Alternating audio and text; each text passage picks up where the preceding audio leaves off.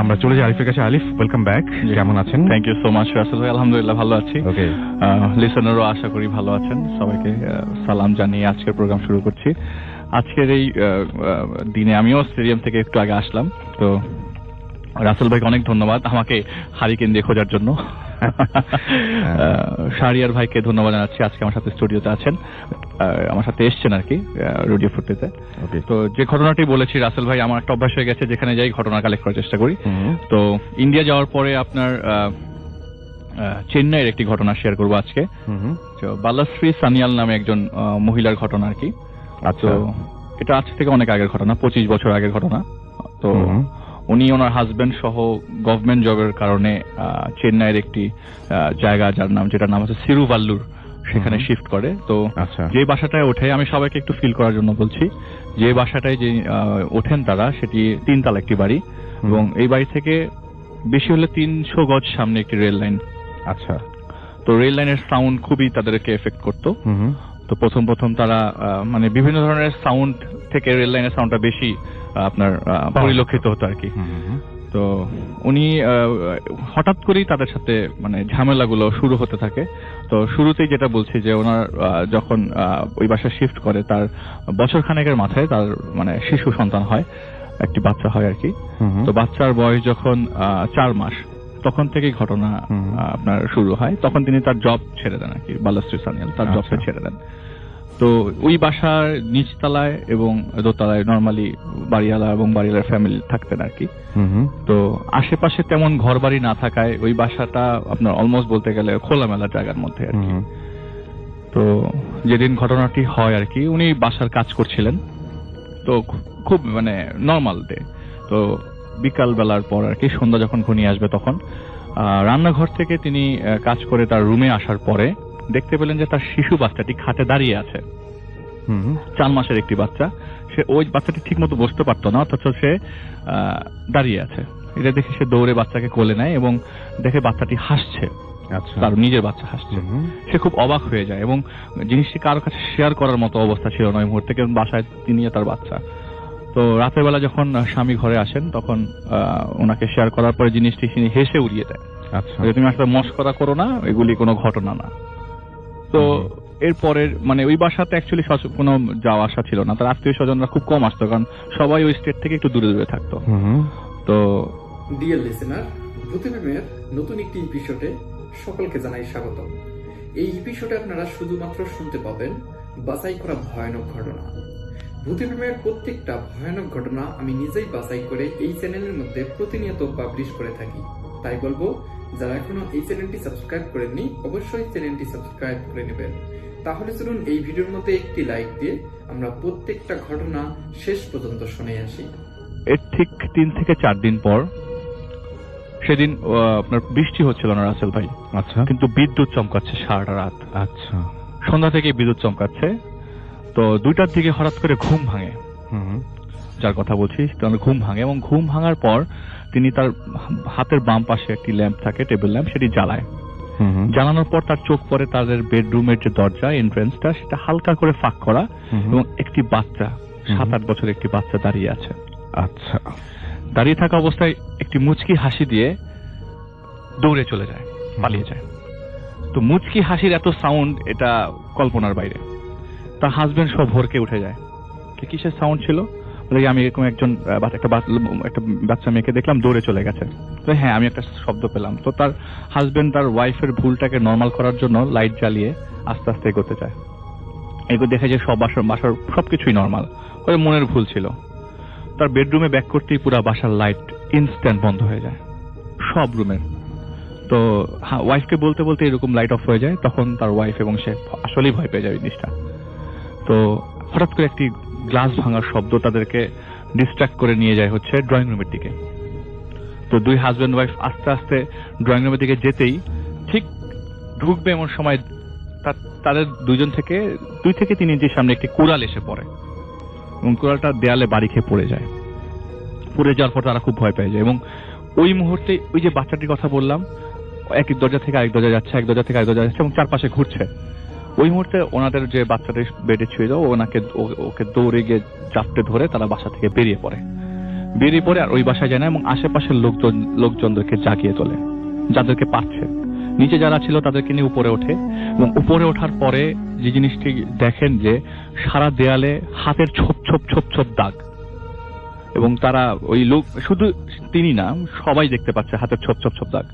তো তখন তারা লোকজন বলছে যে ঠিক আছে আপনারা এই বাসায় থেকেন না, আপনারা চলে যান।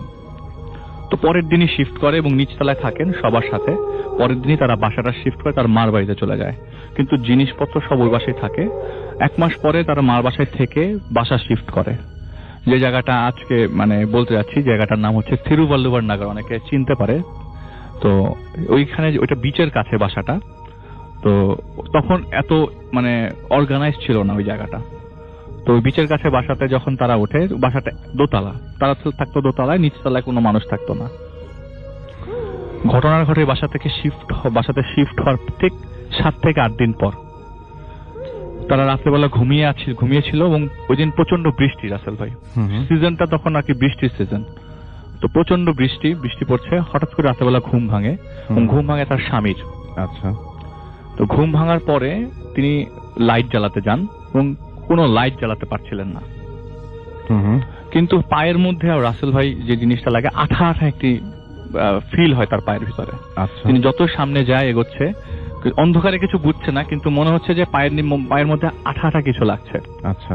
তো তিনি দেখে যে পুরা বাসার সুইচ জ্বালানোর পরও বাসার একটা সুইচেও কাজ করছে না, বাসাটা পুরো অন্ধকার হয়ে আছে। তিনি আবার বেডরুমে ব্যাক করে এবং তার টর্চটি নেয়। তো টর্চটি নেওয়ার পরও টর্চের দেখা যায় যে মানে আনফরচুনেটলি টর্চেরও ভেতরে কোনো পাওয়ার নাই।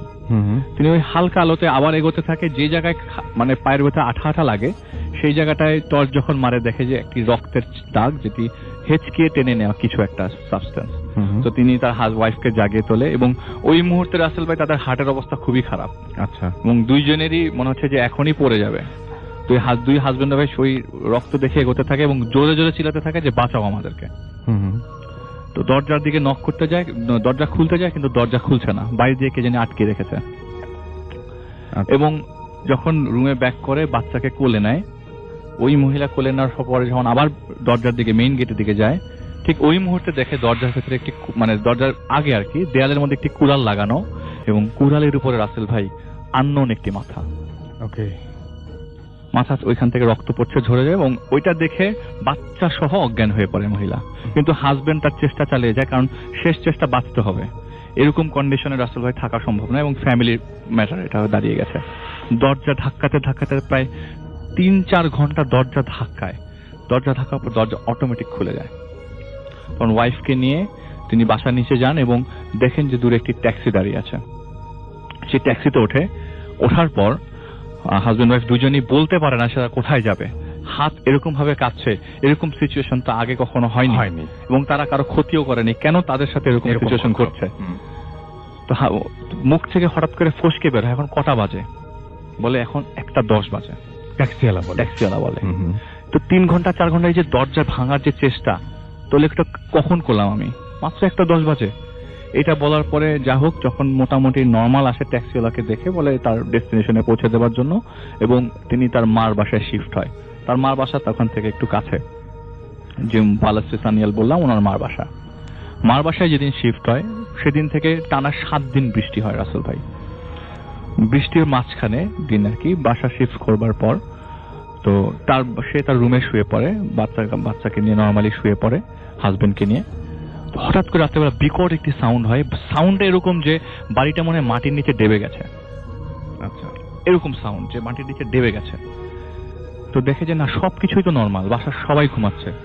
এটা মনে হয় আমাদের এতদিনের ইনসিডেন্টের কারণে কোনো একটা সমস্যা। এর আগের আসলে আমি কিছু জিনিস বলতে ভুলে গেছি। ওনারা তাদের মানে কিছু পরিচিত পুরোহিতদের কাছে থেকে জিনিসপত্র নিয়ে ওনারা সেফ থাকার চেষ্টা করে, কিন্তু ওই যে বাচ্চার সাউন্ডটা তাদের প্রায় সময় কানের মধ্যে আসতো ওই বাসায় থাকা অবস্থায়, ওই 7 দিনের 3 দিনের মাথায়।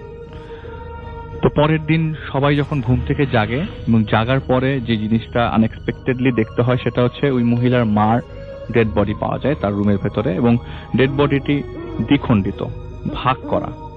এবং যদি কেউ করাত বা ছুরি দিয়ে ভাগ করতো তাহলে এর মধ্যে মানে আপনি বুঝতে পারতেন যে কারো হাত দিয়ে করা, এটা একদম প্লেন ভাবে কোনো মেশিনে কাটা এরকম কন্ডিশন। তো তো ওনার ভেলোরে একজন আত্মীয় থাকতেন পুলিশ অফিসার, তিনিও জিনিসটাকে ডিল করার চেষ্টা করেন এবং কোনো সুরাহা আসেনি রাসেল ভাই। পুলিশ কেস হয় এবং ওখানে কোনো ধরনের প্রুফ করতে পারে না এই জিনিসটা কার করা, কোনো হাতের ছোপের দাগ নাই, কোনো ছুরির কোনো ইনভলভমেন্ট নাই। তো যাই হোক, জিনিসটা ওনাদের শোকের মানে মাতমটি থাকা অবস্থায় যে জিনিসটি আরেকটি ঘটে যে ওনারা ওই বাড়িতে প্রথম বাসায় থাকার আগেই 3-4 বছর আগেই ওনারা ইউএসএ তে অ্যাপ্লাই করে রাখে।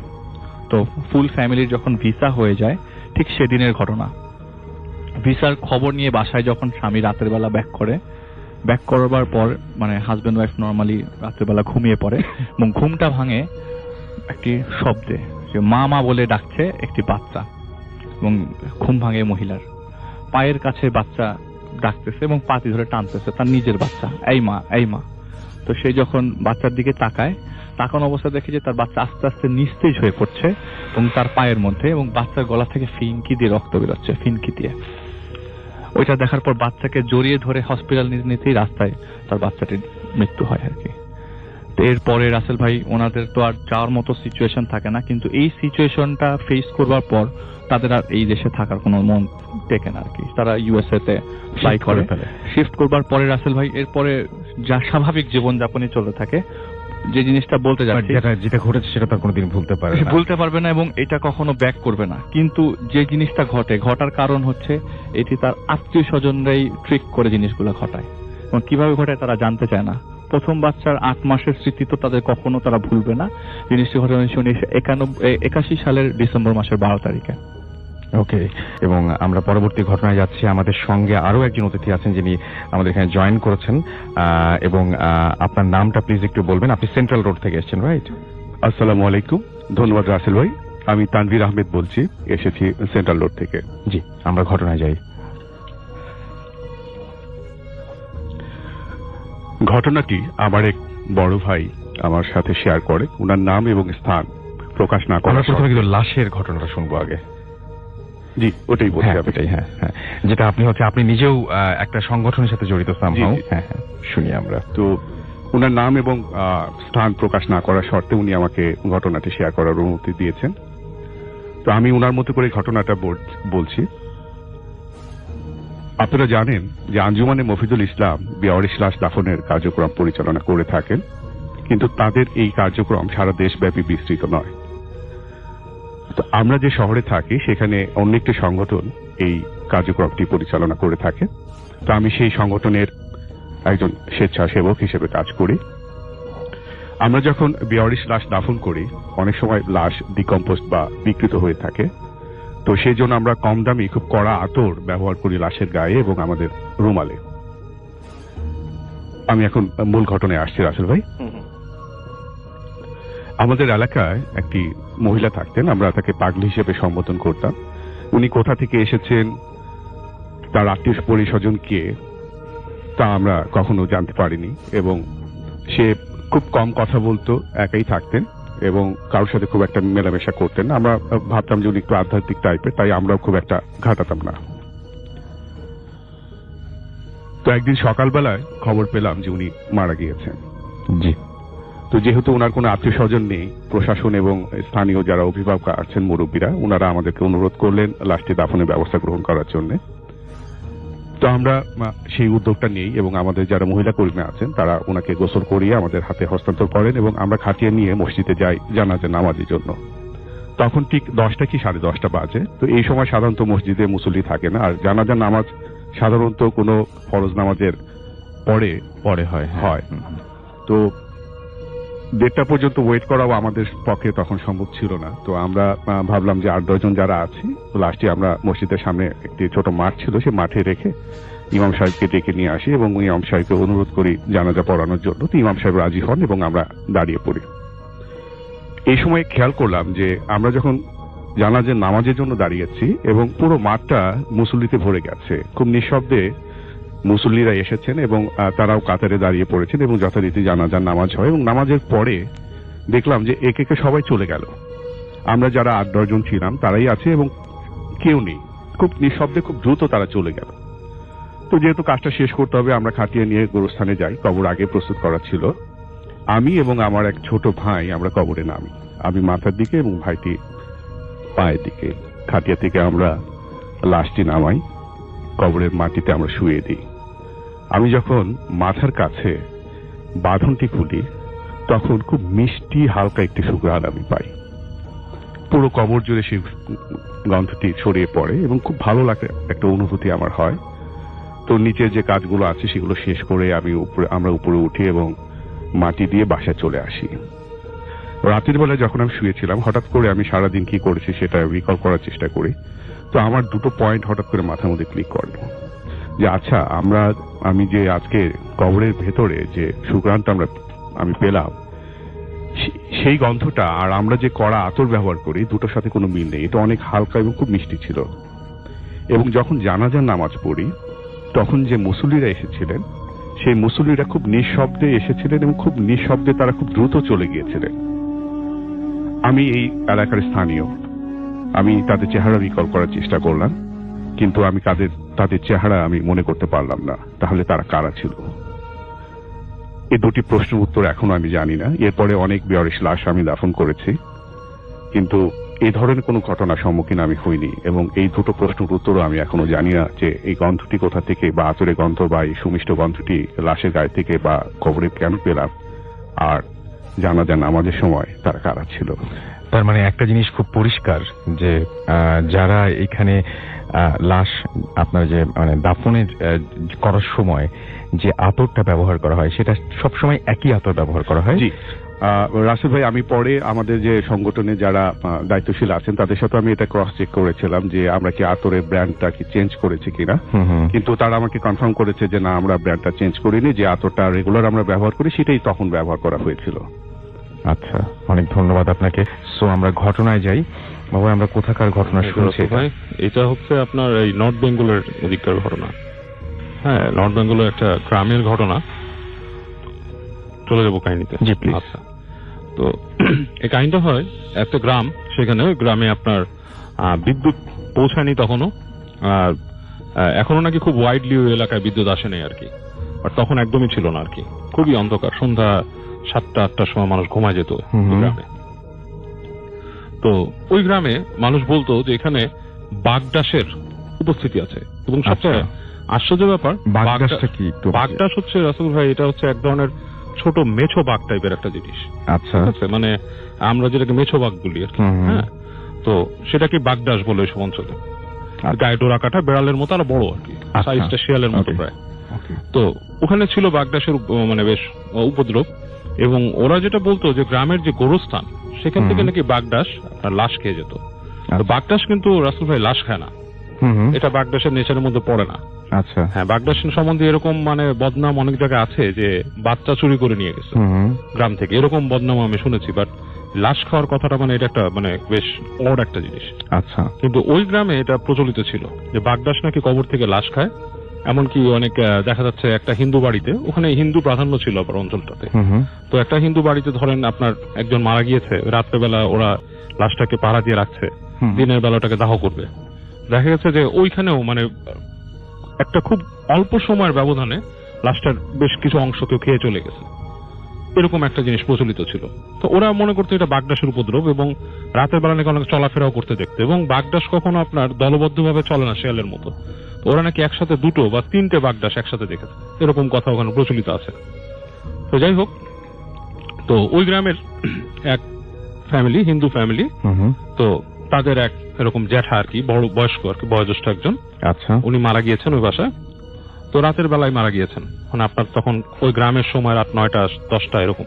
ওইটা নিশুতি রাত ওখানকার জন্য, কারণ ওখানে নাকি আপনার সন্ধ্যা 7টার দিকেই সবাই ঘুমিয়ে পড়তো খাওয়া দাওয়া করে। আর আজ থেকে ধরেন 30-40 বছর আগের কাহিনী, মানে অনেক পুরনো কাহিনী। তো এই রাতে ওখানে মানে পাহারা দেওয়ার কেউ নেই, ফ্যামিলিতে মানুষও খুব কম ছিল, 2 থেকে 3 জন, এবং বেশিরভাগই মহিলা ফ্যামিলি মেম্বার।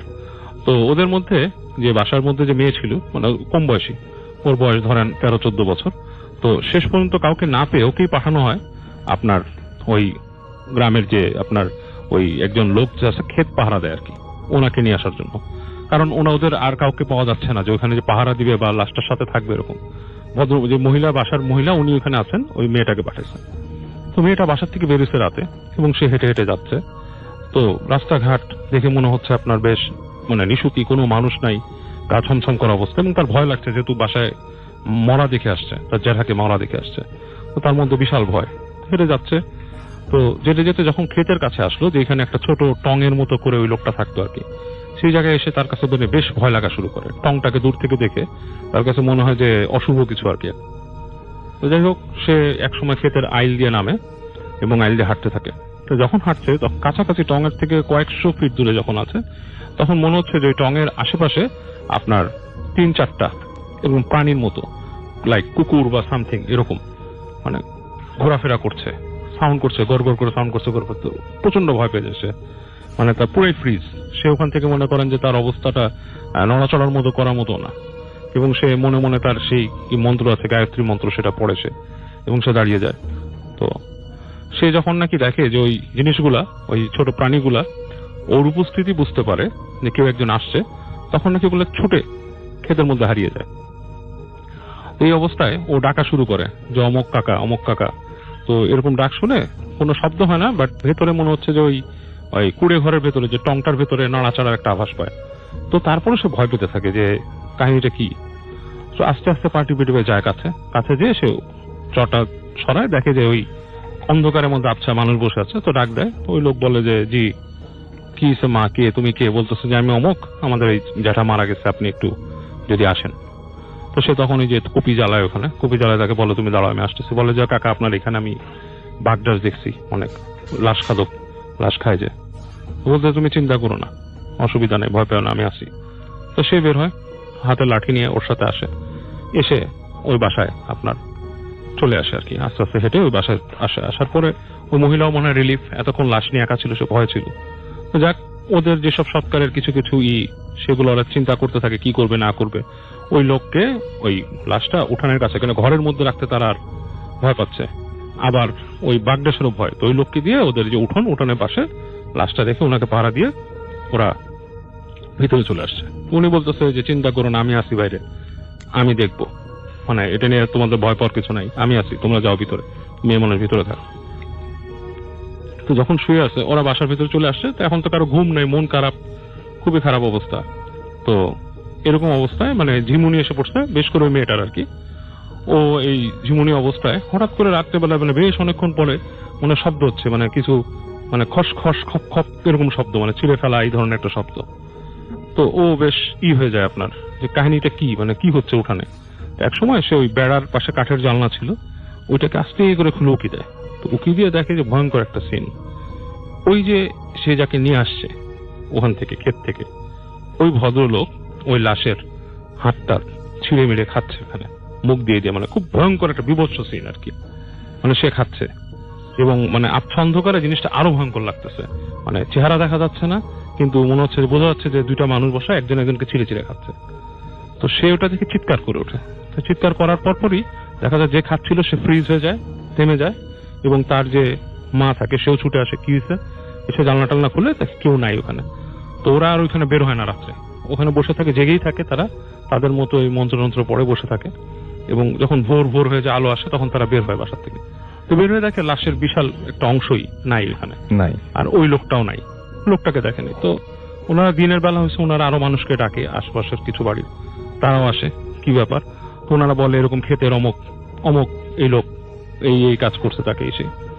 তো ওরা খুব মানে টেন্সড হয়ে যায়। তারা কি করে, ওই আসে, মানে ওই লোকের যে ক্ষেতে যে রুম ছিল সেখানে আসে, তাকে ধরবে। তারা চিন্তা করে এই লোকটাকে আসলে মানুষ না অন্য কিছু, বা পিশাচ বা সামথিং লাইক দ্যাট। ক্ষেতের টঙে আসে, এসে মনে করেন টঙের ঢোকার সময় তারা মাছির দেখে, ট্রেল, মাছি যাচ্ছে। ওরা যায়, সবাই যে পর্দা সরায় দেখে যে ওইখানেও আধা খাওয়া, ওই যে লোকটা আপনার টঙের কাজ করতো আর কি, ক্ষেত পাহারা দেওয়া, তারও শরীর আধা খাওয়া ওখানে পড়ে আছে, মানে বিভৎস অবস্থা। তো একটা ভয়ঙ্কর সিন আর কি। তো ওই জিনিসটা দেখার পর তারা তো মানে হয়ে যায়, স্টান হয়ে যায়। So that guy was not there, মানে ওই লোকটাই গতকাল যায়নি, সামথিং ওয়াজ রং। এবং এরপর থেকে ওই গ্রামে নাকি মানুষ খুব ভয় পেত, বাগডাস আতঙ্ক তাদের অনেক দিন ছিল। তবে এখন এইসব ঘটনা ঘটে না, মানে রিসেন্টলি এখন এগুলো ঘটে না, বাট একসময় ঘটতো আর কি। আমরা চলে যাই আমাদের প্রথম অতিথি আজকে বাবু ভাই, এবং আমাদের নতুন অতিথি যারা তাদেরকে আমরা সেকেন্ড হাফে রেখেছি, সুতরাং আপনারা সাথে থাকবেন সে পর্যন্ত আশা করছি। বাবু ভাই, আপনার ঘটনা দিয়ে আমরা শুরু করি আজকের ভূতাসাম। থ্যাংক ইউ রাসেল ভাই। ঘটনা শুরু করার আগে আসলে মানে দুঃখ প্রকাশ করতে চাই নেপালের ভূমিকম্প যারা ক্ষতিগ্রস্ত হয়েছেন তাদের জন্য। তো প্রথম ঘটনা শুরু করছি রাসেল ভাই। এই ঘটনা হচ্ছে আপনার সাতক্ষীরা এলাকার আর কি, সুন্দরবন সংলগ্ন সুন্দরবনের ঘটনা আসলে। তো ওখানে এটা শম্ভুর সরকারের আর কি, শম্ভু ওর নাম, ওর ঘটনা। তো শম্ভু সরকার যখন স্কুলের ছাত্র ছিল, মানে এসএসসি পরীক্ষা তখন দিয়েছে অনেক আগে, বর্তমানে সে একজন মানে বেশ পূর্ণবয়স্কতার জীবনযাপন করছে আর কি। তো তখনকার সময় একদিন তার বাসিন্দা ছিল আপনার সাতক্ষীরা অঞ্চলের ওখানে।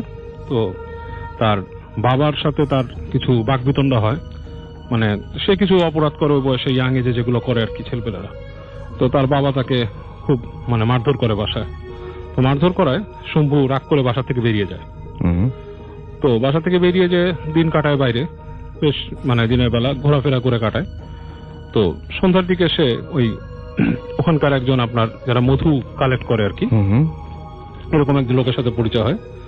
তো সে বলে যে তুমি কোথায় থাকো কি? তো বলে যে আমি কাজ খুঁজতেছি, আমার তো আসলে কিছু করার নাই, বাসা থেকে বের হয়ে গেছি।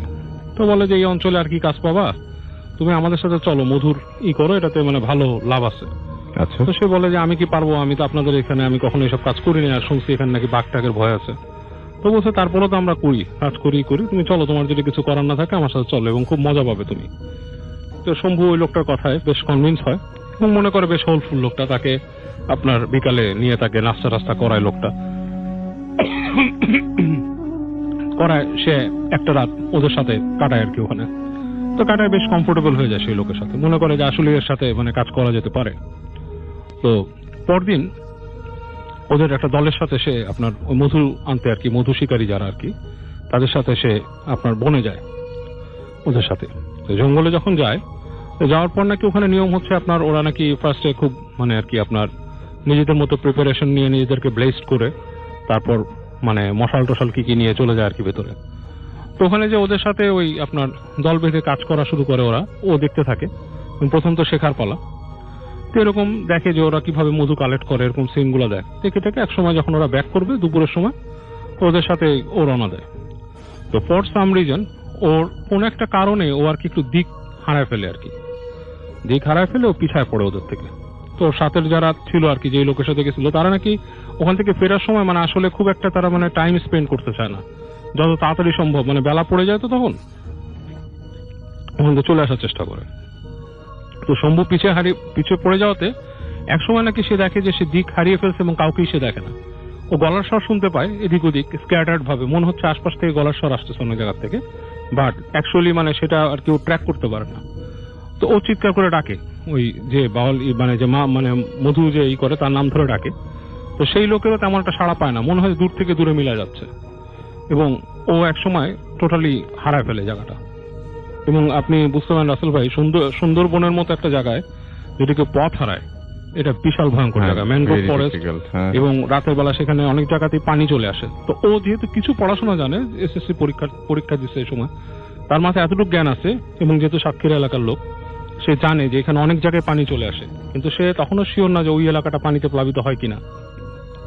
তো খুব ভয় ভয় সে হাঁটতে থাকে এবং তার অবস্থা খুবই নার্ভাস হয়ে যায়। তো সে যেটা বলেছে যে একটা সময় নাকি মানুষ চরম বিপদের মধ্যে পড়লে তখন সাহসটা অন্যরকম হয়ে যায়।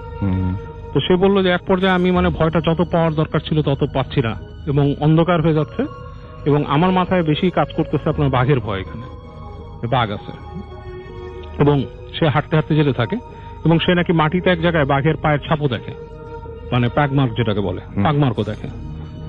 তো খুব ভয় পায়। তবে একটা জিনিস সে মাথায় রাখে যে তার এখন প্রথম কাজ হচ্ছে ওখানে কোনো গাছ পেলে সে গাছে উঠে যাওয়া, কারণ সে জানে যে বাঘের থেকে বাঁচতে হলে একটাই নিরাপদ জায়গা, সেটা হচ্ছে গাছের উপরে।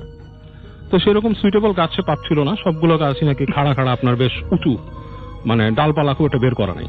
আচ্ছা। তো এরকম অবস্থায় দেখতে দেখতে সে একটা গাছ পায় আপনার, সেই গাছটা মোটামুটি ওঠা যায়, প্রায় 8-10 ফিট উঠলে নাকি ডাল পাওয়া যাবে হাতের। তো অনেক কষ্টে মানে সে বলছে যে আপনারা যে দেখেন যে মানুষ গাছে হঠাৎ উঠে যায়, জিনিসটা আসলে মোটেই তত সোজা না। আমি গ্রামের ছেলে হওয়া পরেও আমার অনেক কষ্ট হয়েছে গাছের অতটুকু উচ্চতা কভার করতে। যাই, তারপরে সে উঠে যায় উপরে, উঠে এসে একটা মোটামুটি ডিস্টেন্স উইচ ইজ 20-30 ফিট উপরে একটা ডালের মধ্যে সে বসে। তো বসে একসময় দেখে যে রাত হয়ে আসতেছে, জঙ্গলের রাত খুবই ভয়ঙ্কর, মানে এটা কেউ না থাকলে নাকি সেটা কেউ আপনার মানে বোঝাতে পারবে না আর কি। যাই হোক, তো ওখানে রাত হয়ে যায় এক সময়। তো রাতের বেলা নানা রকম শব্দ শুনতে থাকে, উদ্ভট অনেক শব্দ এরকম। তো এক সময় তার ঝিমুনি চলে আসে, কিন্তু ভয়ে আপনি সে ঘুমাতে পারেন আর কি। তো যখন নাকি অনেক রাত হচ্ছে, সময়ের কোনো জ্ঞান নাই ওর, যে কটা বাজে বা এরকম কিছু কোনো জ্ঞান করতে পারে না। এই সময় নাকি সে দেখে যে আপনার ওই মানে ওই ইসের অঞ্চলে মানে আপনার মনে হচ্ছে মানুষজন, কিছু মানুষ মানে এলাকা মারায় যাচ্ছে আর কি। আচ্ছা, আপনার মানে কোনো ছোট ছোট গাছ বা কিছু পাড়ায় গেলে যেরকম শব্দ হয় সেই ধরনের একটা শব্দ হচ্ছে ওখানে। তো উপর থেকে বুঝতে পারে না, অন্ধকারে কিছু ঠাউরও করতে পারে না। একসময় সে দেখে একটা জায়গায় আলো হচ্ছে, মানে ওই গাছগাছালির মাঝখানে নিচে যে ছোট ছোট জায়গাগুলো, ওখানে একটা আলোকিত অবস্থা হয়েছে, এবং আলোটা ঠিক আগুন না, স্টিডি আলো, যেমন লাইটের আলো যেরকম হয় ওরকম স্টিডি একটা আলো, আস্তে আস্তে বাড়তেছে, আলোটা বাড়তে বাড়তে যাচ্ছে। অনেকক্ষণ তাকায় থাকার পরে সে দেখে যে আপনার ওই গাছগাছালির মাঝখান থেকে যে ফাঁকা জায়গাটা, সেটা আপনার মানে ওই ফাঁকা জায়গার ওই পাশে নাকি আবার আপনার বিচের মতো আছে একটা জায়গা, মানে বলছে যে ওই জায়গাটা বেশ ফাঁকা হয়ে গেছে। তো ওই জায়গায় কিছু মানুষ জড়ো হয়েছে। তো ও ফার্স্টে একটু মানে, এবং তাদের হাতে একটা ইসের মতো মশাল টাইপের, কিন্তু মশালটার মাথায় যে জিনিসটা সেটা আগুন না, লাইটের মতো। আচ্ছা, মানে মনে হচ্ছে যে একটা বাতি এরকম ভাবে জ্বলতেছে, এবং সাদা আলো বিচ্ছুরিত হচ্ছে সেখান থেকে, মানে আপনার আগুনের লাল আলো না। তো এটাতে একটু অবাক হয় জিনিসটা কি, এবং সে মানুষগুলাকে যখন নাকি আলোটা মুখে পড়ে তখন সে বেশ মানে ভীত হয়ে যায়, কারণ মানুষগুলার চোখ নাক কিছু নাই, শুধু মুখ আছে, আপনার ঠোঁট আছে, আর এমনি কোনোই নাই, মুখের অবয়ব এবং ঠোঁট, এরকম কিছু মানুষ। এবং তাদের শরীরে কাপড়ের মানে কোনো বালাই সে দেখতে পাচ্ছে না, এবং সেগুলো বেশ আপনার লোমে আবৃত সারা শরীর, যেমন বন মানুষ টাইপের হয় এই ধরনের। তো ও প্রচন্ড ভয়ে শম্ভু মানে গাছের সাথে আপনার আটকে থাকে, এবং নিচে নাড়িয়ে দেখে যেটা, যে তারা এক জায়গায় আপনার জড়ো হয়ে তারা মানে আপনার উদ্ভট টাইপের আচরণ কিছু করে ওই লাইটটা জ্বালায়, which is kind of A ritual, এরকম কিছু একটা ওখানে দাঁড়ায় করে। তো ও প্রচন্ড ভয় পেয়ে যায়, এবং এক সময় দেখে যে ওই যখন যারা আলো করতেছে ওখানে দাঁড়ায় আপনার একটা রিচুয়ালের মতো করতেছে, তারা নাকি ওর যে ওই যে গাছটা আছে ওই গাছটার ওদিকটাই এম করে, ওইটার দিকে মনে তাকায় আছে তারা, এবং তারা মানে একজন দুজন করে ওখান থেকে আস্তে আস্তে হেঁটে চলে আসতে থাকে, অসংখ্য থাকে তাদের মধ্যে, কিছু চলে আসতে থাকে ওখানে। তো ওর গাছের ঠিক নিচে এসে নাকি দাঁড়ায়, এবং আলো সহ, এবং ওরা উপরের দিকে মনে হচ্ছে তাকিয়ে আছে, মানে উপরের দিকে তাকাচ্ছে ওর দিকে। তো এই সময় নাকি সে জ্ঞান হারায় গাছ থেকে পড়ে যায়, তার মনে আছে যে সে গাছ থেকে পড়ে যাচ্ছে, এবং পরবর্তী সময় তার যখন হুঁশ ফেরে, সেটা দিনের বেলা ভোরের দিকে, সে আপনার শুয়ে আছে একটা জায়গাটা হচ্ছে আপনার ঠিক ওই বিচের মতো আর কি, সমুদ্রের বিচের মতো, এটা নাকি মোহনা বা কিছু বলে ওখানে। তো যখন ঘুম থেকে উঠে তাকায়, দূরে দেখে যে জেলে পল্লী, ওই যে আপনার জেলেরা যেখানে মাছ টাছ ধরে এরকম একটা জায়গা, সেখানে সে পড়ে আছে।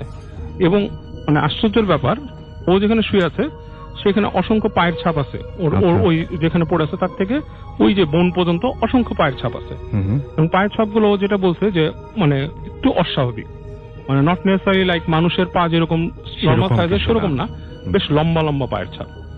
এবং ও যেটা বললো যে পায়ের ছাপটা দেখে মানে আপনি বুঝতে পারবেন না যে পা দিয়ে কেউ আসছে গেছে, হয়তো বা উল্টা হেঁটে চলে গেছে ওদিকে, সামথিং লাইক দ্যাট। তো এটাই ছিল শম্ভু সরকারের ঘটনা। অনেক ধন্যবাদ বাবু ভাই। আরো একজন অতিথি আছেন, আপনার নামটা প্লিজ একটু বলবেন, তারপর আপনার আমরা ঘটনায় যাব। আসসালামু আলাইকুম, আমি তানভীর বলছি, এসেছি সেন্ট্রাল রোড থেকে। ওকে রাসেল ভাই, কোন ঘটনা? আমরা মনে হয় বাসার কোনো ঘটনা দিয়ে শুরু করি। আচ্ছা। তো রাসেল ভাই, এই ঘটনাটি আমার এক ফ্রেন্ড, ওর নাম হচ্ছে রানা, সে মেডিকেল ইকুইপমেন্টের বিজনেস করে আপনার প্রেস ক্লাবের অপোজিটে। তো সে আমার সাথে শেয়ার করেছে। তো সে যেটা একটু প্রেক্ষাপটটা বলে দিই, যে বিজনেস করার পরে সন্ধ্যার পরে ওই চার স্টলে আড্ডা দেয় নিচেই ওদের বিজনেস মার্কেটের পাশে। তো কথা প্রসঙ্গে এক সময় এই ভৌতিক কোনো বিষয় চলে আসে, তো অনেকে অনেক কিছু বলে। তো এক ভদ্রলোক ছিল, ওদেরই সাথে বিজনেস করতো, একটু পরেশগার, ইয়াং, চুপচাপ ধরনের। তো সে শুনছে এবং হাসছে। তো জিজ্ঞেস করছে, কি ব্যাপার, আপনি হাসছেন কেন? তো বলে যে, ভাই অনেক তো শুনলাম, একটা ঘটনা বলে আমার নিজে। তো তার বাসা হচ্ছে তোপখানা রোডে। তো বলে যে আমি যে বাসায় থাকি সে বাসার আশেপাশের লোকজন অনেক সময় অনেক ধরনের অভিযোগ করে যে আপনাদের বাসার কার্নিশে একটা মেয়ে বসে থাকে, একটা বাচ্চা ওখান দিয়ে হাঁটা চলাফেরা করে রাত্রিবেলায়, এবং মাঝে মাঝে উনি নিজেও আপনার ওই ছাদের উপরে দৌড়াদৌড়ি শব্দ পেতেন, তো উনি খুব একটা পাত্তা দিতেন না। তো উনি বললেন যে একদিন আমি ঘুমিয়ে আছি, আমি রুমের বর্ণনা একটু দিয়ে নিচ্ছি, যে ওনার যে বেডটা ছিল সেটা কিং সাইড বেড, এবং বেডের পরে পায়ের কাছে একটু জায়গা, ওখানে একটা টেবিল ছিল, এবং তারপরে হচ্ছিল জানালা, আপনার গ্রিল দেওয়া জানালাটা। তো তারপর আর কিছু নেই, 3 তলা বাসা। তো রাতে বলে উনি ঘুমিয়ে আছেন, উনার ওয়াইফ পাশে ঘুমিয়ে আছেন। তো উনি বা পাশে আর ওয়াইফ ডান পাশে, বা পাশে আপনার সাইড টেবিল আছে একটা। তো হঠাৎ করে ওনার কোনো কারণে ঘুম ভেঙে যায়। তো ঘুম ভেঙে যাওয়ার পরে উনি যখন তাকিয়ে দেখেন যে পায়ের কাছে জানালার ওখানে ওনার ওয়াইফ দাঁড়িয়ে আছে। তো উনি একটু দেখে একটু অবাক হয়ে যায়, এত রাতে ওয়াইফ ওখানে দাঁড়িয়ে আছেন, চুলগুলো খোলা, চুপচাপ একটু বিমর্ষ ভাবে দাঁড়িয়ে আছেন। তো উনি জিজ্ঞেস করেন কি ব্যাপার, আসতে জিজ্ঞেস করেন কি ব্যাপার, তুমি দাঁড়িয়ে আছো, কি গরম লাগছে? আর যদি লাগে তাহলে তুমি জানলা বন্ধ করে এসি ছেড়ে দাও, চলে আসো। তো দেখে যে কোনো রেসপন্স করে না, উত্তর দিচ্ছে না। তো সে আবার বলে যে ঠিক আছে তুমি আসো। তো সে আবারও কোনো, যেহেতু কোনো ভাবমূর্তি বা কোনো ই নেই, সে একটু তাকিয়ে দেখলো ওনাকে, দেখার পরে সে ওয়াইফ আর কোনো রেসপন্স আবারও করছে না। তো চিন্তা করলো যে আচ্ছা ঠিক আছে, কয়টা বাজে একটু দেখি। তো উনি বা হাত দিয়ে ওনার সাইড টেবিলে যে মোবাইল আছে সেটা একটু খোঁজার চেষ্টা করছে। তো হাত দিয়ে খুঁজে পাচ্ছে না। তখন তার ওয়াইফ তার দিকে তাকিয়ে, যে জানলার পাশে দাঁড়িয়ে ছিল, তাকিয়ে বলে কি মোবাইল খুঁজছো, পাবে না বলে। তখন উনি বললেন যে বলে সে আস্তে করে টার্ন করে জানালাদের দিয়ে বের হয়ে গেল। এই দৃশ্যটা দেখার পরে সে বলে যে আমি ফ্রিজ হয়ে যাই, এটা কিভাবে সম্ভব, জানালার গ্রিল দিয়ে আটকানো এবং এটাতে ভেদ করে চলে গেল, এবং আমি যে মোবাইল খুঁজছি সেটা বুঝতে কিভাবে সে। তো সে তখন ফ্রিজ হয়ে যাওয়ার পর সে চমকে যখন বিছানা থেকে লাফ দেয়, তখন তার পাশে ডান পাশে ওয়াইফ বলে কি ব্যাপার, কি হয়েছে, তুমি এমন করছো কেন, কি ব্যাপার, তুমি কি হয়েছে, তুমি এমন করছো কেন? তখন দেখে যে তার ওয়াইফ তার ডান পাশে বিছানায় শুয়েছিল। তাহলে সামনে যাকে দেখলে সে কে? এই ছিল আমার ঘটনা। ওকে, অনেক ধন্যবাদ আপনাকে। আসসালামু আলাইকুম, আমার নাম জয়, আমার পেশা আমি গাড়ি চালাই। তো এখন আমি যে ঘটনাটা বলবো সেটা হচ্ছে আমার এই গাড়ি আর নিজেকে আর আমার হেল্পার নিয়ে ঘটে যাওয়া একটা ঘটনা। ফার্স্ট যখন আমি রাজশাহী থেকে আলু লোড দিছিলাম, তো আমি সেখান থেকে আলু লোড দিয়ে সরাসরি সিলেটে লোড দিছিলাম, সিলেটে চলে যাই। তো সিলেটে যে সকালবেলা আলু আনলোড করি, গাড়ির থেকে আলু নামাই, নামানোর পরে হেল্পারকে রেখে গাড়ি সাইড করে এক জায়গায় সাইড করে হেল্পারকে রেখে তো এক জায়গায় গেছি, টিপ মিপ পাওয়া যায় কিনা, ঢাকার উদ্দেশ্যে যাব। যদি ঢাকার ওইদিকে যদি টিপ মিপ পাওয়া যায় তাহলে ঢাকা একটা টিপ নিয়ে যাব। তো তারপরে অনেক খোঁজাখুঁজি করলাম, সারাদিন খোঁজাখুঁজি করার পরে কোনো টিপ হইল না। তো বসে আছি, সন্ধ্যার দিকে একদিন বলতেছে যে জাফলং থেকে পাথর লোড হবে ঢাকা দিকে যাবে, ঢাকা ইপিজেড যাবে। তো আমি বললাম যে কত টাকা ভাড়া দিবেন? তো উনি আমাকে বলল যে ভাড়া 18,000 টাকা পাবেন, এমনি ডাল সিজন 22 টন পাথর লোড। তো চিন্তা করলাম বসে থেকে লাভ কি, তো চলে যাই। তো আমি আমার হেল্পারকে নিয়ে আমি সরাসরি জাফলং চলে গেলাম। জাফলং চলে যায়, তার মধ্যে মাঝখানে একটা কথা বলে রাখি, আমার উস্তাদ একদিন যখন আমি গাড়ি হেল্পার ছিলাম তখন আমার উস্তাদ বলছিল যে রাতের 12টার পরে এই রোডে জাফলং থেকে সিলেটে আসার যে রোডটা, এই রোডে কখনো যাবা না। তখন আমি প্রশ্ন করছিলাম উস্তাদ কেন যাবো না, যদি কোনোদিন আমি যদি ড্রাইভার হই, তখন যদি এরকম একটা সিচুয়েশনে পড়ি, তখন আমাকে বেশি কিছু বলে নাই। উনি বলছে যে যাইতে না করছি, যাবা না। তো আমি আর কথা বাড়াইনি। তো আমি ওই সিলেটে আমার যেতে তো যেহেতু সন্ধ্যার সময় রওনা দিয়েছিলাম, সন্ধ্যার দিকে যেতে প্রায় আমার 8টা 8:30 বেজে গেছে। তো পাথর গেলাম, যে পাথর লোড দিলাম, লোড দিয়ে আস্তে লোড মোড হয়ে আমরা দুজন খাওয়া দাওয়া করলাম। খাওয়া দাওয়া করার পরে আস্তে প্রায় 11:30 মতো বেজে গেল। তো চিন্তা করলাম এখন এখানে বসে থেকে লাভ কি, তো চলে যাই। তো হেল্পারকে আমি বললাম কি, হেল্পার ছিল মুরব্বী, আমি হেল্পারকে বললাম কি যে গাড়ির চাকা মাকা সব দেখে নেন, তেল মেল সব, তেলের লাইন টাইন সুইচ বোর্ড মুডল সব দেখে নেন, তারপরে রওনা দিই। উনি বললো আচ্ছা ঠিক আছে। তো উনি সবকিছু চেক করে বললো কি যে হ্যাঁ ঠিক আছে। তো আমি আল্লাহর নাম নিয়ে স্টার্ট দিয়ে গাড়ি চালালাম। তখন কিন্তু বলে রাখি সময় 11:45 যখন আমরা গাড়ি ছাড়ি জাফলং থেকে, পাথর লোড দেওয়া। তো ভালো চালালাম, আস্তে তো জাফলং থেকে পার হয়ে সিলেটের রোডে আসার সময় অনেক একটা ফাঁকা স্পেস আছে, একটা নদী বিলের মতো। তো ওই জায়গায় আসার পরে তো আমার গাড়ি টপ গিয়ারে চলতেছে। তো টপ গিয়ারে চলতেও তারপরে 40-45 স্পিড, যেহেতু পাথর লোড বেশি জোরে টানা যাবে না, টায়ার আমার বাস্ট হয়ে গেলে পরে সমস্যা। 40 গাড়ি স্পিড, হঠাৎ করে দেখি যে মানে অটোমেটিকলি গাড়ি স্লো হচ্ছে, খুব মানে এত স্লো হচ্ছে, মানে মিটারের স্পিড ব্রেকারের মিটারের কাটা দেখি অটোমেটিকলি নিচে নামতেছে। আমি পিক আপ ধরেই আছি। তো আমি বললাম চাচা ঘটনা কি? টপ গিয়ারে গাড়ি আছে, স্পিড কমে যাচ্ছে, বুঝলাম না। তো স্পিড কমে 10-এ, এখন আমার শুধু গিয়ার চেঞ্জ করতে হচ্ছে। একবার 2 নম্বরে দিয়ে গিয়ার চেঞ্জ করে করে ট্রাই করতেছি, উঠতেছে না। তো ভালো কথা, তো আমার এক পর্যায়ে বিরক্ত হয়ে আমি কাকারে বলছি, আপনাকে বলছিলাম তেলের লাইন চেক করে উঠতে। আমার কিন্তু ওই যে উস্তাদ যে কথাটা বলছিল যে রাত্রে 12টার পরে রাস্তায় যাবো না, তো আমার ওই কথাটা আর স্মরণ ছিল না। তো আমি পরে আমার যখন গাড়িতে ছিলাম তখন আমার এই কথাটা স্মরণ ছিল না। তো ভালো, তো আমি বললাম চাচার পথে এক হিসাবে একটু রেগে গেলাম যে আপনারা বলছি যে আপনি চেকমেক করে উঠেন, এখন তেলের লাইনের প্রবলেম হলে পরে এখন এটা ঠিক করবেন কিভাবে? আশেপাশে কোনো মেকার দোকান নেই, কিছু নেই।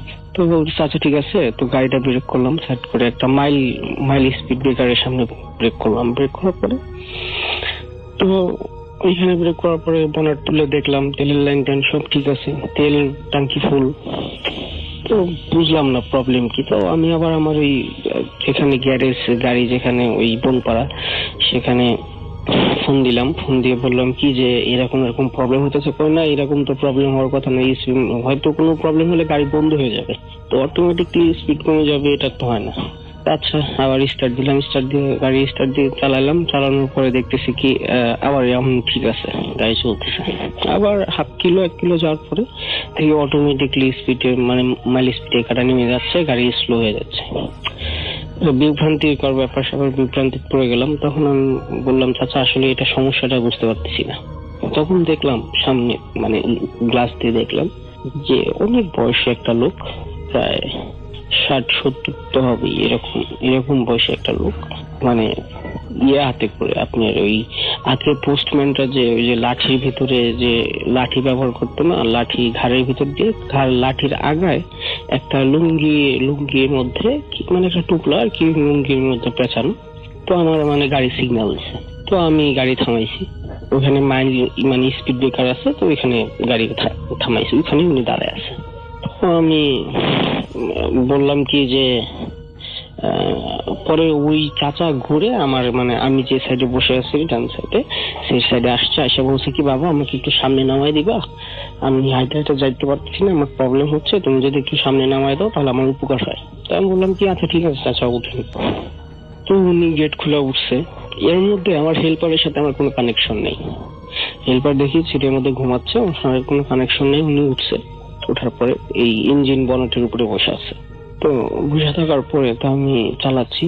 তো চালানোর পরে দেখি কি যে ওই আপনার স্পিড এখন মানে মোটামুটি ঠিক আছে, চলছে 30-35, 40-এ যেভাবে পিক আপ ধরে আছে 40-এ যাওয়ার কথা, সেটা 30-35 যাচ্ছে। তো ভালো চালাচ্ছি। হুট করে আমি মানে মাঝখানে চাচার দিকে একবার তাকাইছি, তাকানোর পরে যা দেখলাম আল্লাহ, কি চাচার ভিতর দিয়ে মানে চাচার শরীরের ভিতর দিয়ে আমার হেল্পারকে দেখা যাচ্ছে। আমি দেখে তো ভয় পাওয়ার কিছুই নাই। আসলে মানুষ একটা এইরকম সিচুয়েশনে পড়লে অনেক মানুষ অনেক রকম হয়ে যায়, কিন্তু আসলে রোডে ঘাটে থাকি, সেরকম ভয় পাওয়ারও কোনো কারণ নেই। তো আমি বলছি যে চাচা আপনি যদি একটু লোডে চড়ে বসেন তাহলে আমার গাড়িটা একটু ভালো মতো চাইতে পারে, একটু ভালো মতো পৌঁছাইতে পারি। তখন চাচা আমার অদ্ভুত একটা কথা বললো যে বাবা আমি তোমার গাড়িতে উঠছি দেখে তুমি এখন পর্যন্ত বেঁচে আছো, না তুমি এতক্ষণ বেঁচে থাকতে না। তো আমি বলছি কাকা তো যাই হোক আপনার কারণে যদি খুব উপকার, যদি আমার যাই হোক উপকার হয়েছে, আপনি আমাদেরকে বাঁচাইছেন। তো কাকা আপনি কে, আমি প্রশ্ন করছি। তো উনি কয় কি যে তোমার এত কিছু প্রশ্ন করার দরকার নেই, তুমি গাড়ি চালাও আর সামনে একটা কবরস্থান আছে, কবরস্থানের সামনে আমাকে নামিয়ে দিও। আমি বললাম আচ্ছা ঠিক আছে কাকা, কোনো কথা বাড়াইলাম না, সোজা চালাচ্ছি। চালাইতে যে কবরস্থানের সামনে বললো এখানে গাড়িটা ব্রেক করো। আমি বললাম কাকা এখানে? কয় না এখানে না, একটু সামনে যাও। আচ্ছা, সামনে গিয়ে একটা শিমুল গাছ, আপনি রাত্রেবেলা তেমন একটা বোঝা যায় না, তবে মিন করতে পারছি যে শিমুল গাছ। তো শিমুল গাছে ওইখানে বলে এখানে ব্রেক করো। তো কোনো ব্রেক করলাম, তো দেখলাম রাস্তা অনেক পুরনো, মনে হয় তাও 100-150 বছর তো হবে কাছে বয়স।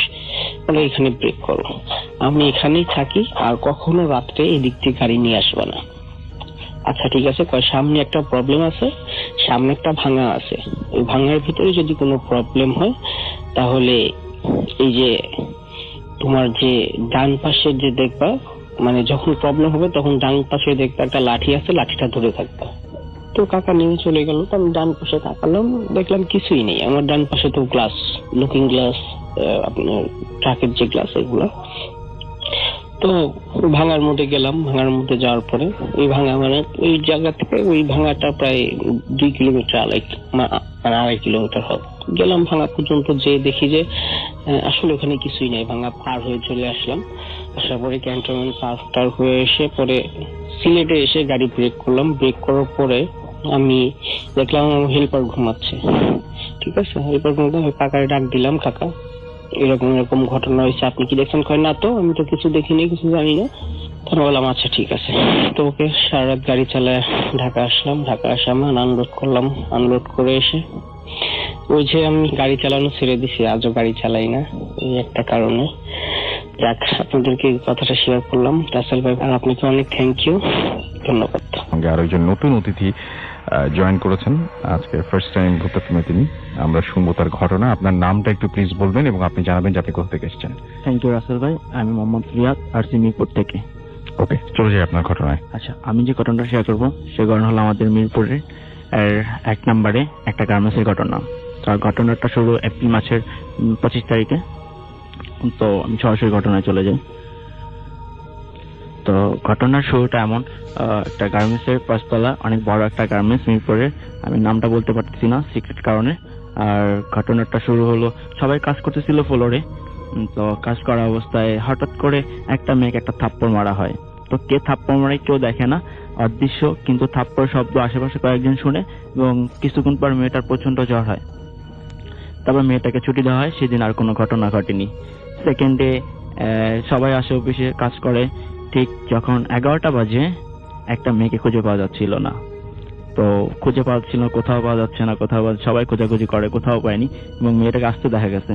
তো সেকেন্ড টাইম যখন বিকেল 5টা বাজে ঠিক তাকে পাওয়া যায় ওয়াশরুমে, খুব অদ্ভুত চোখে, চোখ দুটো বড় বড় করে তাকিয়ে আছে এবং একজন লোক দেখার পর সে সবাইকে বলে। তারপর তাকে গিয়ে দেখে যে সত্যি সত্যি চোখগুলো বড় বড় করে দাঁড়িয়ে আছে এবং কিচ্ছু বলে না। তাকে ডাক দেওয়া হয়, সে কোনো রেসপন্স করে না। তারপর কিছুক্ষণ পর একজন সাহস করে গিয়ে তাকে ছোঁয়ার সাথে সাথে সেন্সলেস হয়ে পড়ে যায়। তো সেদিন আর কোনো ঘটনা ঘটেনি। তারপর দিন যেটা হয় সেটা হলো, সবাই কাজ করতেছিল, তো সবাই একটু ভয় পাচ্ছিল। তারপর দুটা মেয়ে, মানে একটা মেয়ে ওয়াশরুমে যাবে, তো সে ভয় পাচ্ছিল, সাথে একজনকে নিয়ে গেল। তো কি করলো, ওয়াশরুমের গেটটা ওপেন করে রাখলো এবং বাইরে আরেকটা মেয়ে দাঁড়িয়ে তাকে পাহারা দিচ্ছিল। তো অনেকক্ষণ হওয়াতে সে আর বেরোচ্ছিল না, তাকে ডাক দেওয়া হলো, কোনো রেসপন্স না করাতে সে কি করলো, দরজাটা ধাক্কা দিল। ধাক্কা দিয়ে যেটা দেখলো যে মেয়েটা ওয়াশরুমের মাথাটা তার ওয়াশরুমের ভিতরে ঢুকানো। সেই দেখে চিৎকার করে সবাইকে ডেকে আনার পর মেয়েটার মাথাটা ভিতরে ছিল না, মাথাটা ভিতরে ছিল না, সে দাঁড়িয়ে ছিল, সে আগের মেয়ের মতো চোখগুলো বড় বড় করে, এবং তাকে ডাকা হয়, রেসপন্স না করায়। তো এরকম আরেকজন সাহস করে গিয়ে তাকে ছুঁয়ে সে সেন্সলেস হয়ে পড়ে যায়। আচ্ছা, আপনার তো এরপরে তো হুজুরকে ডেকে নিয়ে আসা হচ্ছিল। হুজুর যখন এসেছিলেন আপনাদের ওইখানে, তখন তারপরে সেটা কি হলো সেখানে?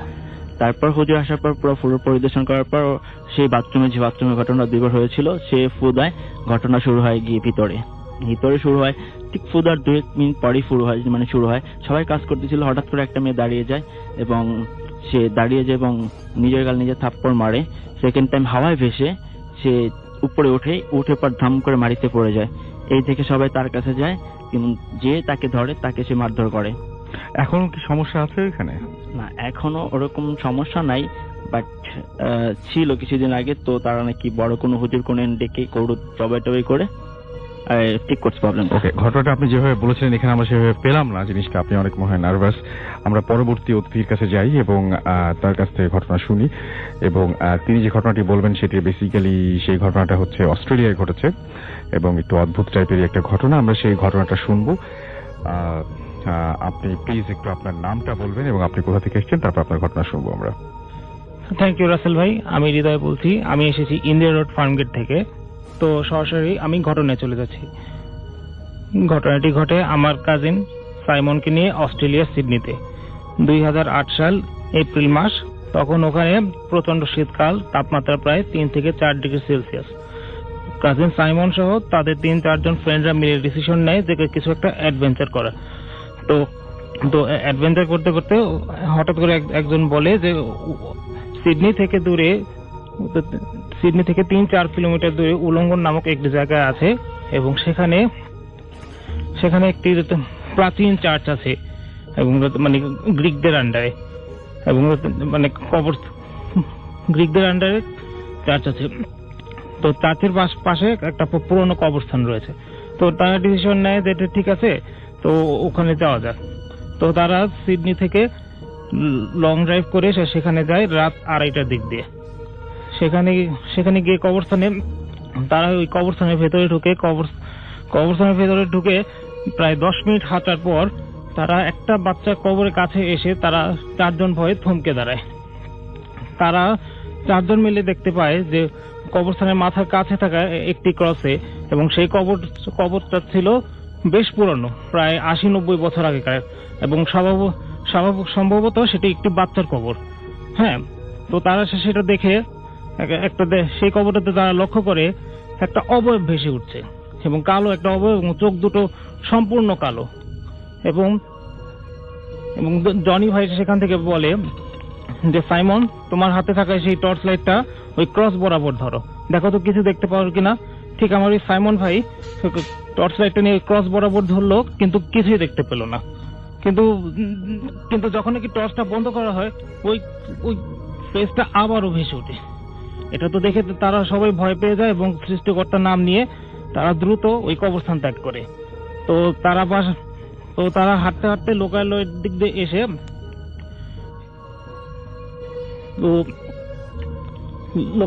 দিয়ে এসে পড়ে এবং কাছাকাছি একটা গেস্ট হাউস খুঁজে। গেস্ট হাউসে তারা রাত কাটানোর জন্য থাকে। পরের দিন সকালে ওই জনি ভাইয়ের প্রচন্ড জ্বর আসে। জনি ভাই এই ঘটনাটা শেয়ার করে তার এক কাছের এক বন্ধুকে, যিনি অস্ট্রেলিয়াতে থাকেন। তো তখন ওই বন্ধু সেই ঘটনাটা শুনে বলে, আজ থেকে প্রায় 80 থেকে 90 বছর আগে সেখানে এক বোর্ডিং স্কুল ছিল। সেই বোর্ডিং স্কুলের এক প্রিস্ট সেই বাচ্চা মেয়েটিকে শাস্তি দেওয়ার জন্য একটি রুমে আটকে রাখে। মেয়েটি ভয় পেয়ে সেই রুমে মারা যায়, এবং মারা যাওয়ার আগে ওই প্রিস্টটিকে অভিশাপ দিয়ে বলেছিল যে তোর কোনো একটা ক্ষতি হবে। ঠিক মেয়েটাকে মারা যাওয়ার পর সেই কবরস্থানে তাকে দাফন করা হয়। দাফন করার ঠিক 3 দিন পরেই সেই প্রিস্ট মারা যায়। এবং আপনাকে অনেক ধন্যবাদ। এই মুহূর্তে একটা ঘটনায় যাব। ঘটনাটি একটা ইমেইল থেকে পড়ব এবং ইমেইলটি যেভাবে লেখা আছে আমি সেভাবেই পড়ার চেষ্টা করছি। হ্যালো রাসেল ভাইয়া, আসসালামু আলাইকুম। আমি রাজিয়া সুলতানা ঢাকা থেকে বলছি। গত 27 অক্টোবর তারিখে প্রচারিত এপিসোডে আমার পাঠানো ইমেইলটি আপনি পড়েছিলেন, তার জন্য আপনাকে এবং ভূত এফএম টিমের প্রতি অশেষ ধন্যবাদ এবং কৃতজ্ঞতা জ্ঞাপন করছি। আজ আমি আরেকটি ইমেল পাঠালাম। ভালো লাগলে লিসেনারদের অবশ্যই পড়ে শোনাবেন। কথা না বাড়িয়ে ঘটনায় আসি। এখানে বলে রাখি যে আমি আজ কোনো ভূতের ঘটনা বা ভূতের গল্প শেয়ার করব না। স্কুল লাইফ থেকেই আমার লেখালেখির শখ। গল্প, উপন্যাস ও কবিতা লেখার পাশাপাশি আমার ছবি আঁকার হাত ভালো। আমার সেই লেখালেখির শখ নিয়ে ঘটে যাওয়া একটি ব্যাখ্যাহীন অপ্রীতিকর ঘটনা আপনাদের কাছে বলছি। প্রথম ঘটনাটি হচ্ছে, আমি যখন ক্লাস 10-এ পড়ি তখন আমার লেখা একটি উপন্যাসে একটি বাচ্চা মেয়ের সিঁড়ি থেকে পড়ে যাবার একটি দৃশ্য উল্লেখ করেছিলাম। আমার সাথে ঘটনাটি ঘটে তার ঠিক কিছুদিন পর। সেদিন আমি কোচিং শেষে ওপরতলা থেকে নামার সময় পা পিছলে সিঁড়ি থেকে পড়ে গিয়ে আমার পা মচকে যায়, ঠিক যেভাবে আমার গল্পতে ওই দুর্ঘটনার বর্ণনা দিয়েছিলাম। খুবই অদ্ভুত।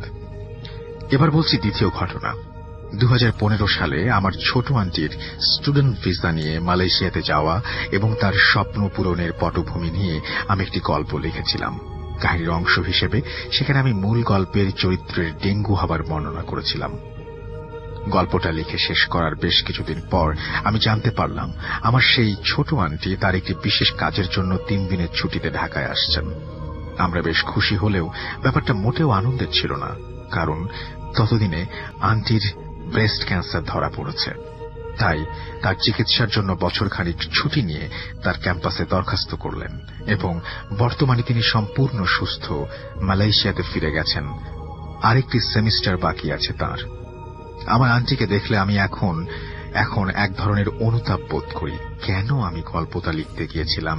কেন আমি লিখেছিলাম নায়িকার ডেঙ্গু হবার বর্ণনা? কেন আমি লিখেছিলাম তার মাথায় বয়কার চুল? যে কারণে আমার আন্টির ক্যান্সার ধরা পড়ল, কেমোথেরাপির কারণে মাথার চুল পড়ে গিয়েছিল, আর এখন আন্টির মাথা ভরা ছোট ছোট চুলগুলোকে দেখলেই আমি অনুতপ্ত হই। তাহলে কি আমার সেই গল্পটা লেখার কারণেই আমার আন্টির এই অবস্থা হলো? এখন তৃতীয় ঘটনা বলার পালা। এখানে আমি একটি গল্পে একজন গৃহিণী মায়ের মাছ কুটতে গিয়ে হাত কেটে যাবার বর্ণনা লিখেছিলাম। ঠিক কিছুদিন পরে ভাঙা কাঁচে হাত লেগে আমার হাত কেটে যায়। ব্লিডিং সহজে বন্ধ হচ্ছিল না বলে হাসপাতালে যেতে হয়েছিল। আমার এই দুর্ঘটনাটি ঘটে ঠিক যেভাবে গল্পটাতে আমি লিখেছিলাম। বলছিলাম যে আমার লেখালেখির শখের সাথে এরকম অপ্রীতিকর ঘটনাগুলো কোনো অলৌকিক ব্যাখ্যা আছে কিনা জানি না, তবে আমি সচেতন হয়েছি। এখন আমি আমার লেখায় কোনো ফিকশনে বা স্টোরিতে কোনো ধরনের অপ্রীতিকর ঘটনা লিখি না। গল্প উপন্যাস পড়া যেহেতু এক ধরনের বিনোদন, তাই আমি শুরু থেকে শেষ পর্যন্ত 100% আনন্দ আমার পাঠককে দিতে চেষ্টা করি। তার জন্য আমি যথেষ্ট প্রশংসাও পেয়েছি। তো রাসেল ভাইয়া, সবশেষে আপনার প্রতি বিনীত অনুরোধ, আমার এই মেইলটি ভালো লাগলে অবশ্যই পড়বেন এবং আমি একজন ভালো সাহিত্যিক হতে পারি যেন, তার জন্য সবার কাছে দোয়া কামনা করছি। আল্লাহ হাফিজ। রাজিয়া সুলতানা, শিক্ষার্থী, গার্হস্থ্য অর্থনীতি অনুষদ, ঢাকা বিশ্ববিদ্যালয়। কি অদ্ভুত না? একজন মানুষ একটা ঘটনা লিখবেন বা একটা গল্প লিখবেন, একটা ফিকশন লিখছেন, তিনি যা লিখছেন সেটা সত্যি হয়ে যাচ্ছে। তিনি যেভাবে বর্ণনা দিচ্ছেন সেভাবেই ঘটনা ঘটছে। তিনি যা ভাবছেন তাই ঘটছে বাস্তবে। মেলানো যায় না। মাঝে মাঝে অবাক হতে হয়, আরো অবাক হতে হয় যখন ঠিক একই ধরনের একটি ঘটনা পাঠিয়েছেন আমাদেরকে নিশাদ। তিনি ঢাকাতে একটা প্রাইভেট ইউনিভার্সিটিতে পড়াশোনা করছেন। তার ঘটনাটি আমি পুরোটা পড়ব না। তিনি তার গল্পের মধ্যে একটা বর্ণনা দিয়েছেন, সেটা হচ্ছে তার এক বন্ধু সামিরকে নিয়ে। তিনি প্রথমে বলেছিলেন যে তাদের বাসায় কোনো একজন অতিথি এসেছিলেন, কি তার কেউ একজন না দেখেই সেটা বলতে পেরেছিল, এবং তিনি বলছিলেন যে তিনি একটা স্বপ্ন, মানে তার এক স্বপ্নের মধ্যে তিনি দেখেছিলেন যে গেস্টরা হতে বাসায় বেড়াতে এসছেন এবং কি ধরনের কাপড় চোপড় পরে আছেন সেই ব্যাপারটাও বলে ফেলেছিলেন। যাই হোক, কিন্তু সবচেয়ে এই গল্পের মূল যে পার্টটা সেটা হচ্ছে কোনো একদিন এক বড় ভাই তাদের বাসায় এলেন এবং যে বড় ভাইটা এসেছিলেন এবং যার কথা বললাম, এবং তার পরপরই তাদের তখন ইলেকট্রিসিটি ছিল না, বন্ধ হয়ে যাওয়া কম্পিউটারে হঠাৎ করে পাওয়ার চলে এসেছিল এবং সেখানে লেখা উঠেছিল, যার কথা বলছিলেন সেটা তার নাম হচ্ছে অভি, এবং লেখাটা উঠেছিল এভাবে যে অভি ইজ ইন ডেঞ্জার। মানে ইলেকট্রিসিটি নাই কিন্তু কম্পিউটারে এরকম একটা লেখা হঠাৎ করে আসলো। খুব অদ্ভুত ব্যাপার কিন্তু। এবং তার কিছুক্ষণ পরেই তারা জানতে পারলেন যে হি ইজ ইন ডেঞ্জার, এবং তার মা ফোন করে জানালেন যে তার একটা অ্যাক্সিডেন্ট হয়েছে। তিনি যশোর যাচ্ছিলেন সম্ভবত, এবং তারাও তখন যশোর তাদেরকে যেতে হয়েছিল সেই মানে ভাইয়ার কি অবস্থা সেটা দেখার জন্য। তো এটা খুব অদ্ভুত লেগেছে আমার কাছে। এই ঘটনাটি আমি পুরোটা পড়লাম না, কারণ ঘটনাটি মোটামুটি একই ধরনের, আর পুরোটা পড়ার মতো, যদিও আমি ভেরি সরি যে পড়ার মতো মনে হয়নি বলেই আমি পড়িনি, বাট এই ঘটনাটিও খুব অদ্ভুত। বাবাই আপনার ঘটনাটা আমরা শুনে ফেলি। নেক্সট যে স্টোরিটা আছে, আপনি যেটা বলেছেন যে বেশ অবিশ্বাস্য একটা ঘটনা, চলুন শুনি। ভাই কাহিনীটা আসলে এটা একজনের লাইফ এক্সপেরিয়েন্স। ওর নাম হচ্ছে সাকিব আলম। সে মোহাম্মদপুরে আপনার যে জায়গাটা থাকে ওটার লোকেশন এক্স্যাক্টলি বললাম না, মোহাম্মদপুরে থাকে আর কি। তো ও আমার সাথে কন্ট্যাক্ট করে ইদানিং, কিন্তু আচ্ছা অনেকের কাছে কাহিনী শুনছি রাসেল ভাই, বিশেষ করে বৃষ্টির দিনে আর কি, সবাইকে বলে ডেকে আনছি তারপর কাহিনী শুনছি। তো আমার সাথে কন্ট্যাক্ট করে আসে এরকম বৃষ্টির দিনেই, তো বসে কাহিনীটা শেয়ার করো, লাইফের একটা এক্সপিরিয়েন্স। আর অবিশ্বাস্য বলতে মানে বেশ কমিউনিকেশনের ব্যাপারটা আসলে ও যেভাবে ডিসক্রাইব করেছে, মানে আপনার এন্টিটির সাথে বা আদার ওয়ার্ল্ডের সাথে, সেটাই বেশ আমার কাছে একটু মানে অ্যাবনর্মাল লেগেছিল। এর জন্য আমি বারবার ওকে এটা মানে আপনার ভেরিফাই করি, ওকে জিজ্ঞেস করি এবং বিভিন্ন আপনার ক্রস ভেরিফিকেশন করার চেষ্টা করি ওর সাথে। But all turn to be actually fine. মানে ও যা বলেছে এর মধ্যে বেশিরভাগই মনে হয়েছে সত্যি, যেহেতু এই জিনিসটা আসলে প্রুফ করার কিছু নাই। ও কিছু ছবি ভিডিও দেখিয়েছে আমাকে, এভিডেন্স অফ দোজ আপনার তাবিজ এন্ড স্টাফ, কিন্তু সেটা তো আসলে মানে আমি মানে কোনো প্রুফ হিসাবে ধরতে পারি না। বাট অ্যাকচুয়ালি মানে ওর শেষ অ্যাপ্রোচ এবং ওর বডি ল্যাঙ্গুয়েজ এভরিথিং মানে শুনে মনে হয়েছে কাহিনীটা সত্যি। যাই হোক, কাহিনীটা চলে যাই। 2008 সাল বা এরকম একটা সময় সাকিবরা একটা বাসায় মুভ করে। হ্যাঁ, বাসাটা হচ্ছে আপনার এমন একটা জায়গায় যে জায়গাটা আপনার মোটামুটি আপনার পরবর্তীতে ডেভেলপ হয়েছে সিটি। আচ্ছা, হ্যাঁ, মোহাম্মদপুরে অনেক এক্সপ্যানশন হয়েছে, এক্সপ্যানশনের একটা জায়গায়।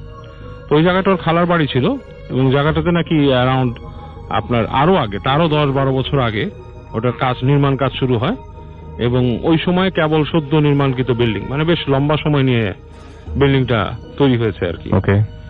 তো ওই বিল্ডিং এ যে ও যখন ওঠে, ওই বিল্ডিংটা ওর খালার বাড়ি। ওরা খালা বিদেশে থাকতো, সেখান থেকে আসার পরে বাসায় থাকে। তো ওই বাসায় ওঠার পর থেকে নাকি তার ভেতরে বেশ অসুস্থতা দেখা দেয়। আচ্ছা, অসুস্থতা গুলো বেশ আপনার বিচিত্র টাইপের অসুস্থতা। দিনে দিনে শরীর দুর্বল হয়ে যেতে থাকে এবং অসুস্থ ফিল করতে থাকে, কোনো কাজে মনোযোগী থাকে না, এরকম বিভিন্ন ব্যাপার স্যাপার আর কি তার ভেতরে থাকে।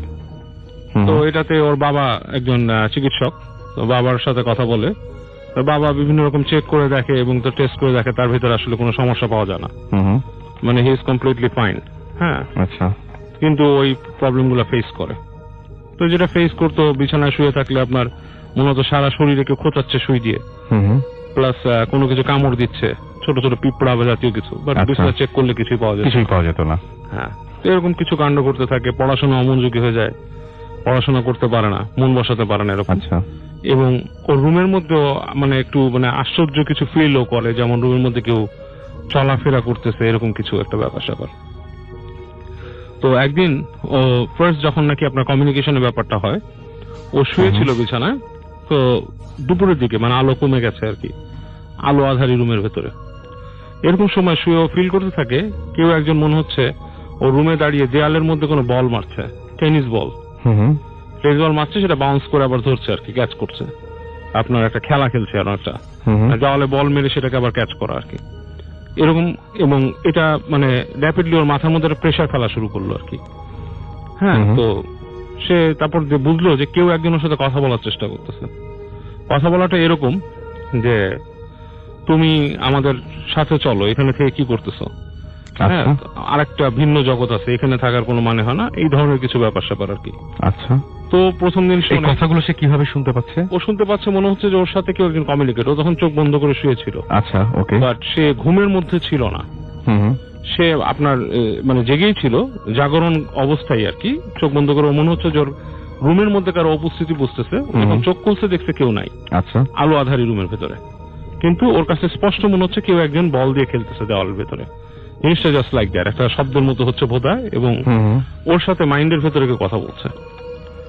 তো যাক, সে ওইটাকে প্রথম দিন ইগনোর করে বা মনে করে তার মনের কোনো হ্যালুসিনেশন বা সামথিং। এবং নেক্সট ডে দিন যেটা হয়, ওই যে আপনার মনে হচ্ছে যে একই রকম খেলা কেউ খেলছে মার্বেল দিয়ে ফ্লোরে, জোরে জোরে মার্বেল ফেলতেছে এন্ড কমিউনিকেট করার চেষ্টা করতেছে, এবং ওই আপনার গা জ্বালা পোড়া করতেছে, এরকম ফিলিংস গুলো ওর মধ্যে হওয়া শুরু করে। তো প্রথম দিন যেটা করে, ওর মার সাথে কথা বলে। ওর মা বলে যে ঠিক আছে, ওকে মানে ওদের একটা সাজেশন অনুযায়ী ফ্যামিলিগত যে কোনো একজন হুজুর, বাংলাদেশে বেশ নাম করা একজন হুজুর বা পীর সাহেব, তার কাছে ওকে নিয়ে যাওয়া হয়। সেই পীর সাহেব তাকে বলে তার বাড়িতে ঝাড়ু দিয়ে বাড়ির ধুলো নিয়ে আসতে, বাড়িতে যত ধুলো আছে বলছে ঝাড়ু দিয়ে বাসার থেকে ধুলোগুলো নিয়ে আসবা। আচ্ছা, তো বাড়ি ঝাড়ু দিয়ে সে ধুলোগুলো নিয়ে যায়।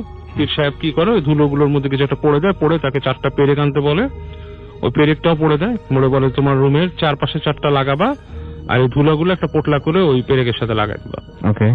এবং সাইমালটেনিয়াসলি একই সাথে সে একটা কাজ করে, একজন বাসায় একজন হুজুর আসতো তার, যে আরবি পড়াতো তাকে, সেই হুজুরের কাছে সেই ঘটনা বলার পর হুজুর তাকে তাবিজ দেয় একটা, এন্ড আপনার একটা প্লেট দেয়, প্লেটের মধ্যে কিছু লিখে দেয় আর কি, মাটির পোড়া মাটির প্লেটে, বলে এটাও দরজার সামনে ঝুলায় রাখতে। Excuse me. এনিওয়ে, তো ও যখন এগুলো করে ওই হুজুরের কথা মতো পেরেক মারে এন্ড ওই জিনিসটা টানায় বাসার মধ্যে, এরপর থেকে নাকি আরো ভয়ঙ্কর ভাবে তার সামনে এইসব জিনিস অ্যাপিয়ার হওয়া শুরু করে এবং খুব রাগম্বিত ভাবে ওর সাথে কথা বলা শুরু করে যে তুমি মনে করতেছো যে তুমি এরকম করে পার পেয়ে যাবা, এরকম কিছু হবে না, তোমাকে আমরা ঠিকই ধরবো। এবং ওকে নাকি বলতে থাকে আমাদের একটা কাজ করে দিতে হবে, তোমাকে কাজ করে না দিলে তোমাকে আমরা নিয়ে যাব, তোমাকে আমরা ছাড়বো না, হ্যাঁ, এইসব জিনিস। তো ও নাকি মানে দেখে যে ওই রুম থেকে, ও চোখ বন্ধ করে থাকে, দেখে যে রুম থেকে বেরোনোর চেষ্টা করে, ও রুম থেকে বেরোতে পারতেছে না, প্রত্যেকটা রুম ওর কাছে আর অন্যরকম একটা রুম লাগছে। এবং সে নাকি ওই তখন তাকায় বারান্দায় আসছে, এসে দেখতেছে তার আশেপাশের ডিমেনশনটা চেঞ্জ হয়ে গেছে, মনে হচ্ছে আশেপাশে সবকিছুর মধ্যে মানে একটা ডিফারেন্ট চেহারা, লাল লাল আগুন লাগতেছে। এবং ও নাকি দেখতো যে ওর বাসার সামনে একটা ছাদ ছিল, সেই ছাদের মধ্যে গ্রুপ অফ পিপল লাইক 15-20 জন, বেশ লম্বা লম্বা, তাদের এক একজনের হাইট হবে আপনার 10-12 ফিট, এরকম দাঁড়ায় দাঁড়ায় তারা একটা মানে মিটিং এর মতো করতো ওখানে দাঁড়ায় দাঁড়ায়। তো এগুলাতে সে বেশ এফেক্টেড হয় এবং সে এসব কাজ হয় না। আমি যেটা বলে রাখি মাঝখানে রাসেল ভাই, এই যে ও যে প্রসিজার গুলোর কথা বলছেন যে ওকে হুজুররা পেরেক পড়ে দিছে এন্ড প্লেট পড়ে দিছে এবং তারপর থেকে সে আরো বেশি মানে তাকে জ্বালানো শুরু করছে আর কি, এই জিনিসগুলো আসলে কিন্তু আমি মাঝখানে বলে রাখি, এটা আমার ওপিনিয়ন, জিনিসটার মধ্যে হয়তো তাকে ভালো জিনিসই দিয়েছিল তারা, ও কোনো প্রসিজারে মানে উল্টাপাল্টা করে ফেলছে যেটা আসলে কাজ করে না, এই কারণে, কারণ করার কথা শান্ত পীর সাহেবরা হুজুররা এই ধরনের প্রসিজারই দেয়।